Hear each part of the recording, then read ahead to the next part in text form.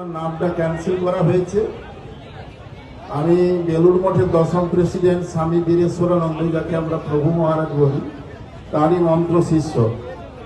এই জন্য আজকে আমি এখানে দিদির কাছে এলাম যে এরকম যদি হতে থাকে তাহলে তো দেশের অবস্থা খুব খারাপ জায়গায় যাবে। সত্যমেব জয়তে নাম নিতম, সত্যের জয় চিরকাল, যাতে সত্যের জয় হয় আর এই এসআইআর যাতে উঠে যায়, তার জন্য আমি ঠাকুর মা স্বামীজির কাছে প্রার্থনা করি।